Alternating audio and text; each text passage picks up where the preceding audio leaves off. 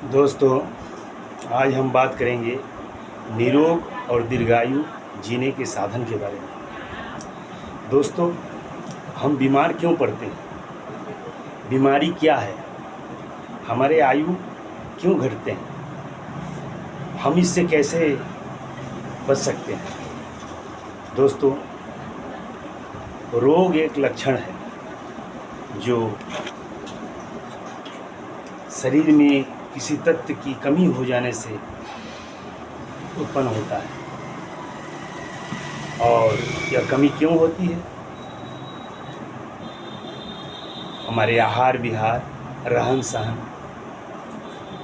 के दुष्परिणाम से हमारे शरीर के कोई भी तत्व में कमी आ जाती है, जिससे हमें बीमारी हो जाता है।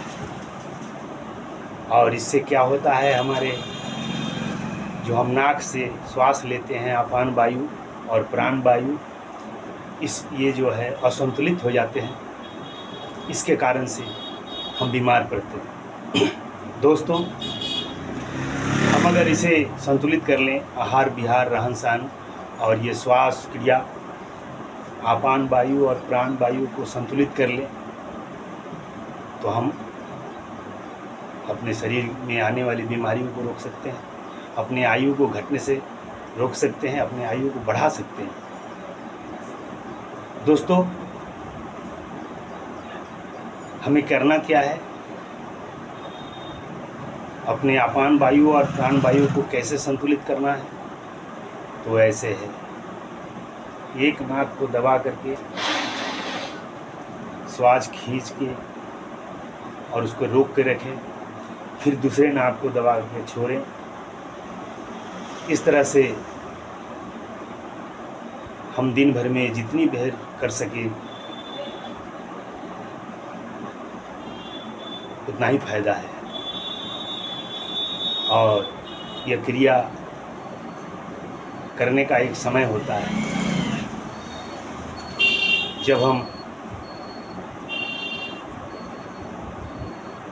भोजन करके इसे नहीं कर सकते, खाली पेट भी नहीं कर सकते। इसलिए इसका समय वही है जैसे सुबह हल्का जलपान करने के 1 घंटे के बाद, या तो फिर शाम को 4-5 बजे। इस समय मेरा पेट खाली रहता है, इस समय हम इसे कर सकते हैं। इसे करने की विधि क्या है?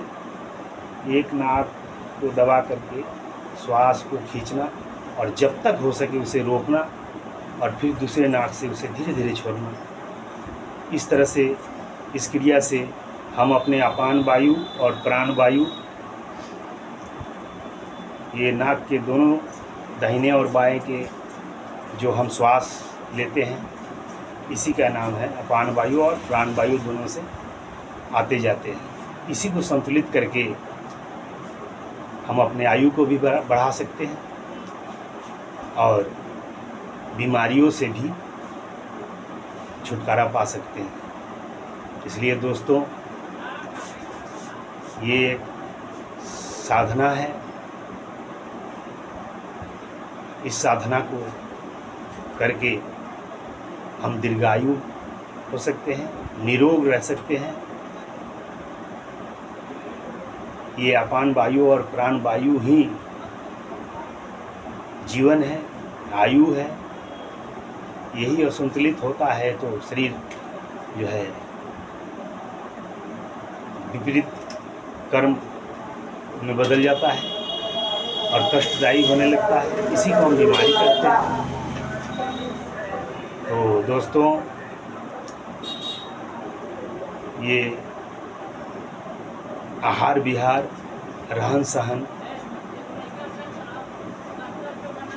इसके लिए नियमित होना बहुत आवश्यक है। जब आहार विहार, रहन सहन को हम नियमित नहीं करेंगे तो अपान वायु प्राण वायु को हम संतुलित नहीं कर पाते हैं। उसको ठीक करके ही हमें इस क्रिया को करना होता है।